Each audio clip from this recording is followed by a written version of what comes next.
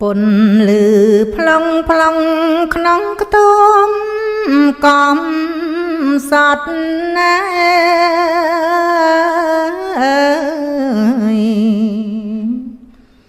เมื่อเตอปรากฏเจียขมีนตีปัง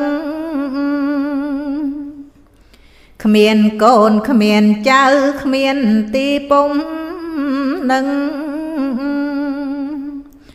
ขนองตอมสงัดชังเมียนแต่ตาเย่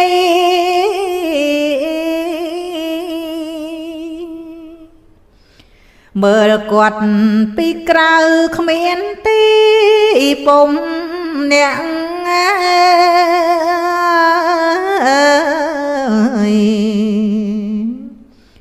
โจลขนองดังเจียงเจียนเนียงเมียนสลเรศารวลไงดอยมันพดักพดัลรึงมันรมกัลมอมโดจีพนม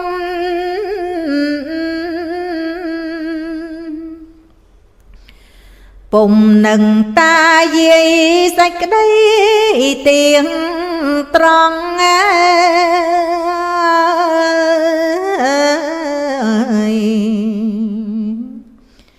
สัจจังพอพังจับจังสลเตียนกวดกรอข้างกราวแต่ข้างขนมเมียนกำปงทเวสเปียนฉลองตือบรมศก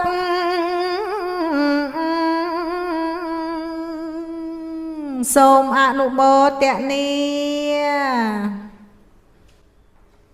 មនុស្សខ្លះមានទ្រព្យនិងមានកូនចៅជាទីពឹងទៀតផង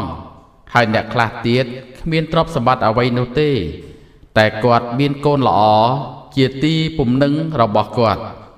ប៉ុន្តែមានអ្នកខ្លះទៀតគ្មានទាំងទ្រព្យគ្មានទាំងកូនចៅជាពំនាក់អាស្រ័យរបស់គាត់ឡើយ